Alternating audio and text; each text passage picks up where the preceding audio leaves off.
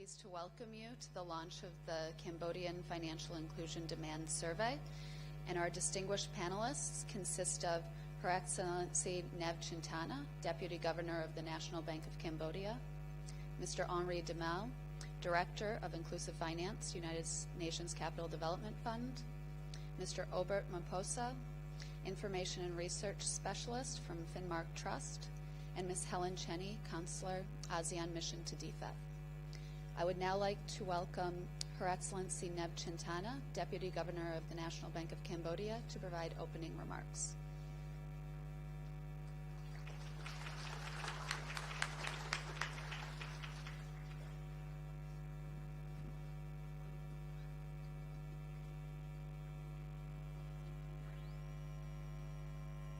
Once again, I'm back on stage.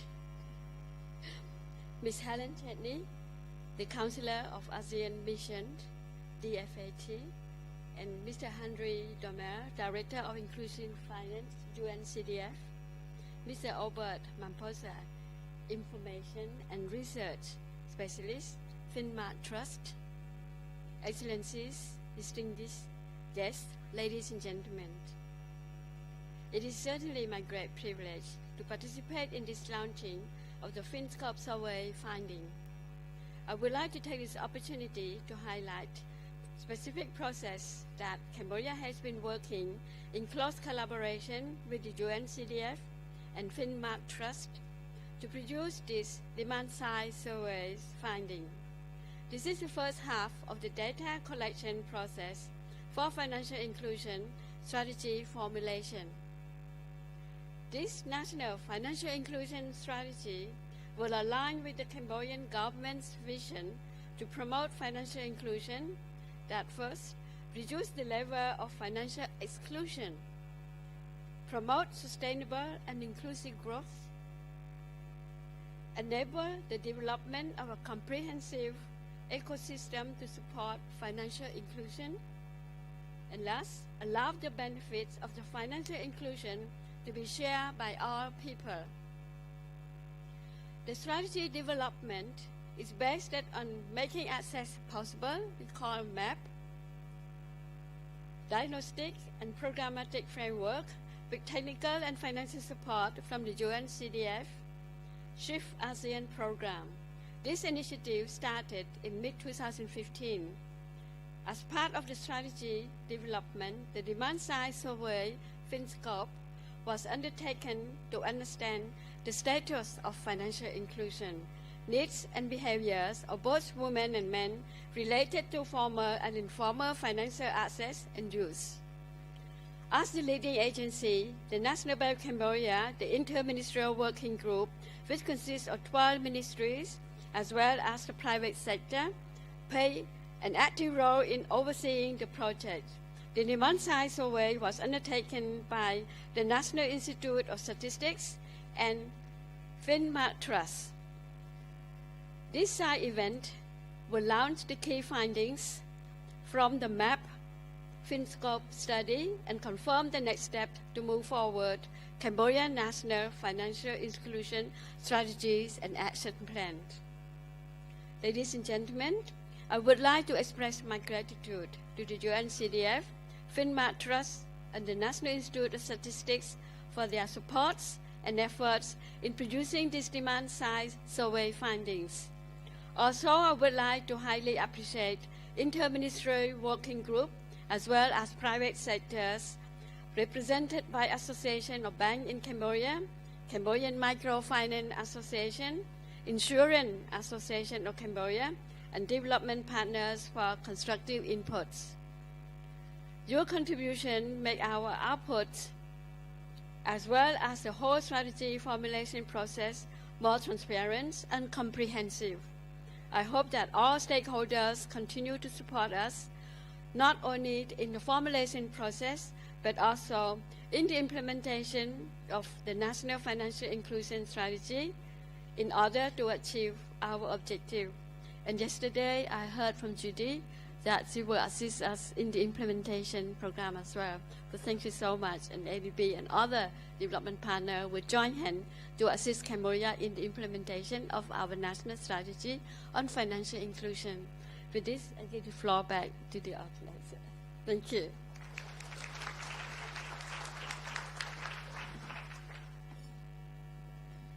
Thank you, Excellency, for your opening remarks. We would now like to introduce Mr. Henri Demel, Director of Inclusive Finance from UNCDF, to provide an address on the need for national financial inclusion strategies.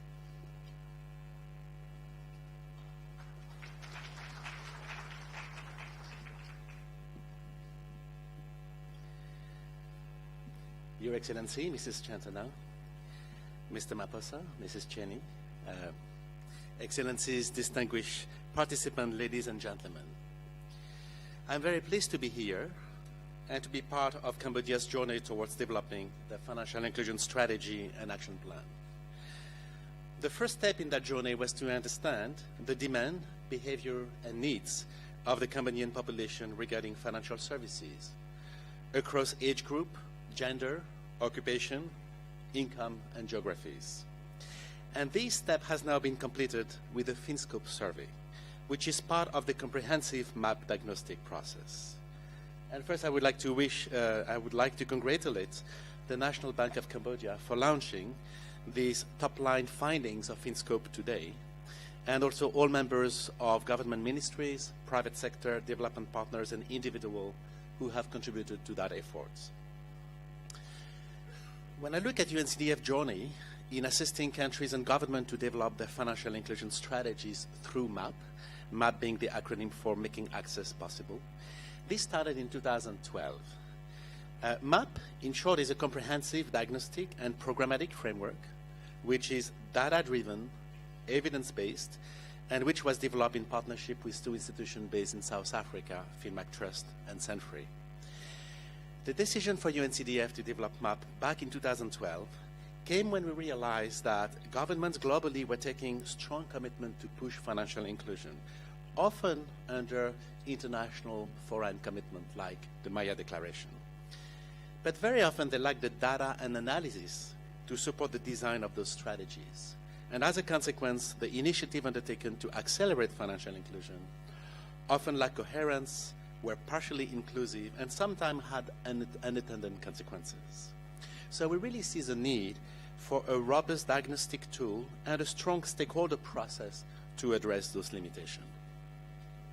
And we decided to invite a lot of time and effort to develop this new approach, MAP, that we hope would help empower governments to design their financial inclusion strategies based on reliable data, strong analytics, and a comprehensive stakeholder process to lead financial inclusion efforts. MAP has now been used in more than 15 countries across Africa and Asia. And I have seen it leading to concrete strategies, followed by action plan, monitoring and evaluation framework, and it has enabled policymakers, development partners, and the private sector to enhance financial services offerings that benefit women, youth, old age, in fact, all segments of the population, irrespective of their geographies. Now, what I wanted to add as well is beyond providing a comprehensive set of data on demand and usage of financial services, as well as data on the larger question of country-level financial infrastructure, product, and institution, MAP also gives the possibility to use this data set to get insight on more specific market segments, behaviors, or needs around financial services. And in the case of Cambodia, for example, we have used the FinScope dataset to get a more nuanced understanding around the gender dimension, the agriculture sector, and issues related to access to energy based on the interests and priorities from the government. So the FinScope launch today for us is a concrete step taken by the government of Cambodia to contribute to the achievement of the SDG through greater financial inclusion. And under the leadership of the National Bank of Cambodia, and with the members of the working group that include government ministries, association, and development partners, we look forward to work closely with the National Bank of Cambodia to complete MAP with a supply side study, which is going now to follow the demand side service FinScope, and the design of the Financial Inclusion Action Plan. And as you were mentioning, Your Excellency, we also look very much forward to supporting the government of Cambodia in implementing the action plan following, the MAP diagnostic. And we are fully committed to work with your government on that respect. I would like finally to thank the Australian government and FMO for their kind support towards developing the financial inclusion strategy for Cambodia. And finally, through our Shaping Inclusive Financial Transformation or SHIFT regional program, I would like to reaffirm here UNCDF commitment to work with the Cambodian as well as other ASEAN governments towards accelerating financial inclusion in the region, and especially to increase women economic empowerment and participation through greater financial inclusion. Thank you very much, everyone.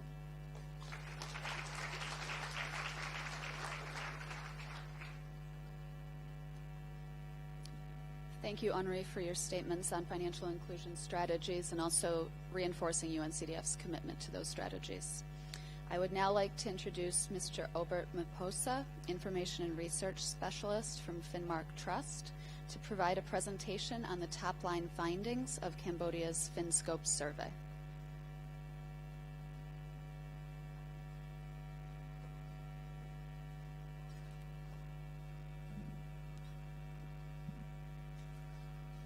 Your Excellency, distinguished panelists, ladies and gentlemen, good morning to you all.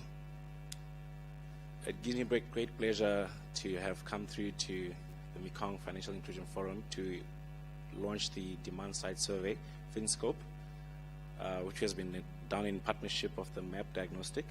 I will not go into details on that, as I'm sure Your Excellency has covered that in detail.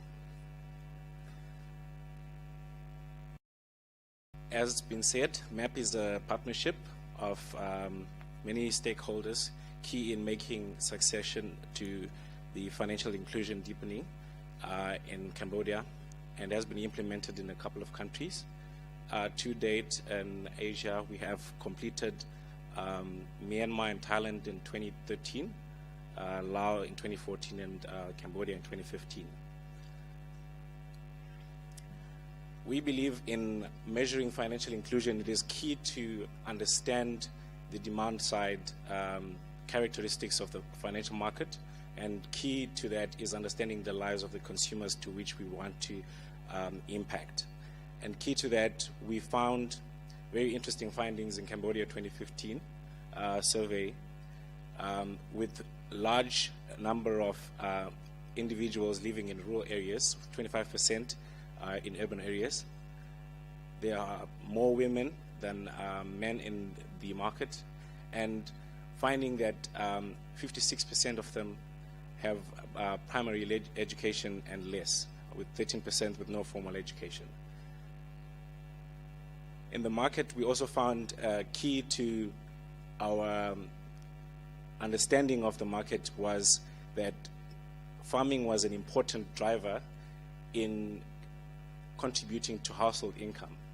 31% of households or adults had their main income largely streaming in from farming or farming activities. And we have more detailed analysis done on this segment available in focus notes, 3 of which are available for Cambodia. A large segment of the market was earning $100 or less, with over half of the population, and half of these earning $50 or less per month. Largely driven by the fact that most of the households or adults mainly get their income from farming or farming activities, which are highly seasonal and irregular. 25% were getting their income largely from the formal economy in the form of salary or wages from private sector or the public or government employment.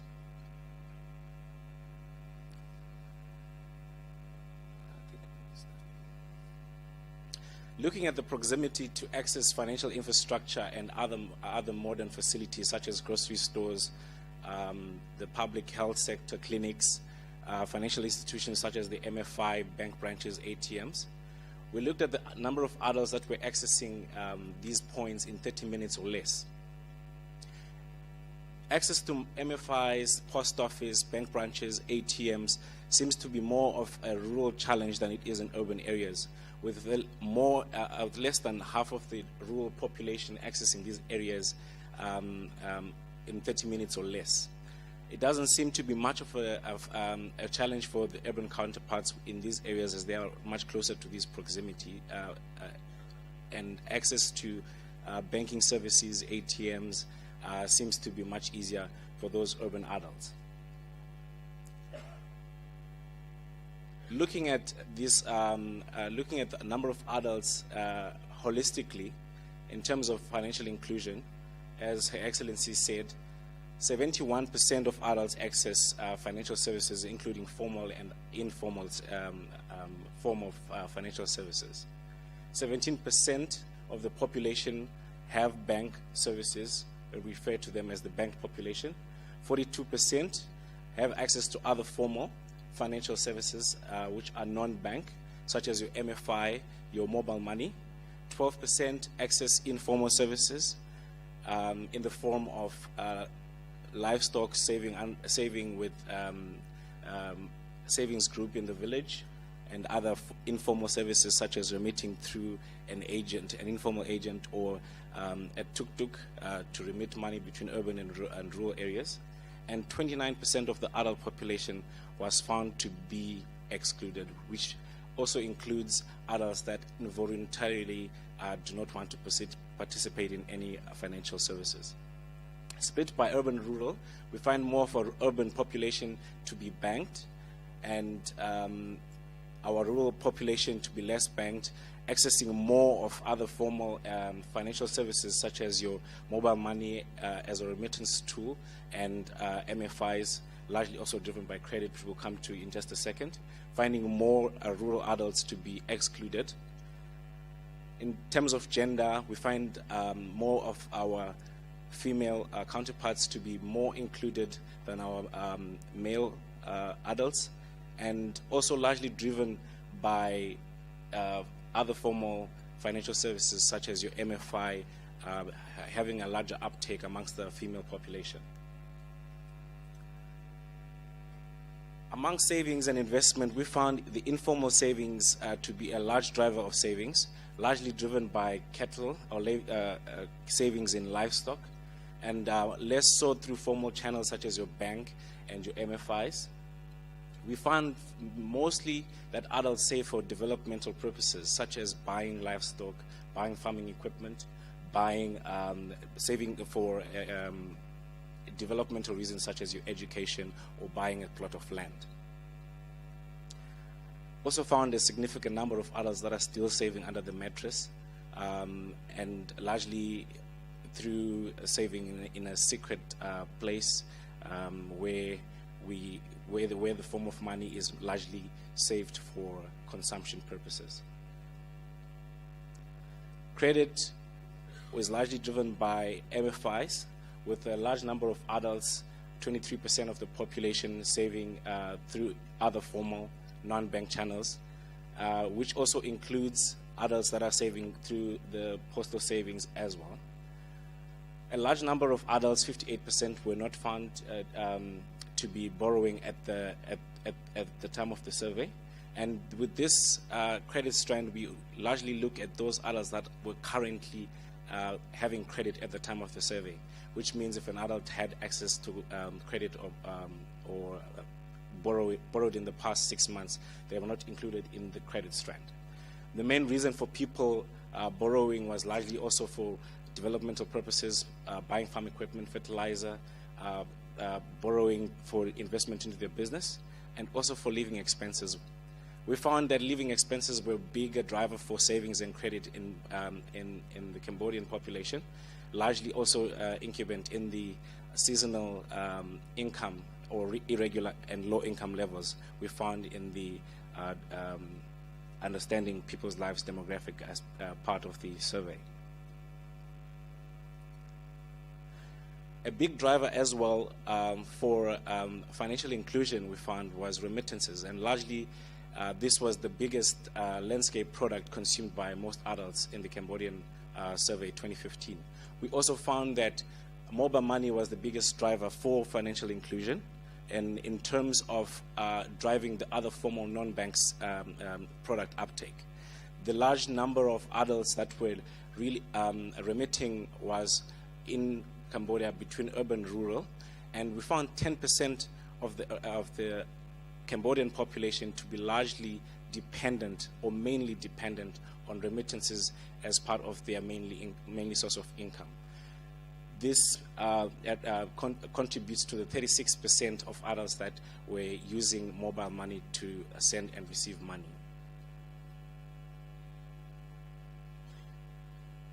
More information on the survey, as this were only the top line findings, are available on the MAP UNCDF website as well as the FinMark Trust website.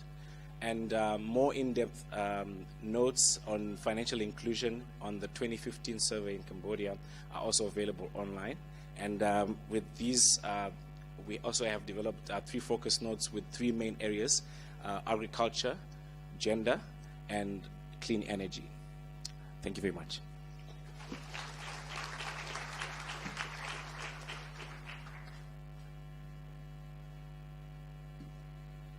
Thank you, Obert, for the top-line findings. And also we look forward to the supply side and regulatory findings that will come out later this year as well. I would now like to introduce Ms. Helen Cheney, Counselor of ASEAN Mission to DFAT, for the closing remarks.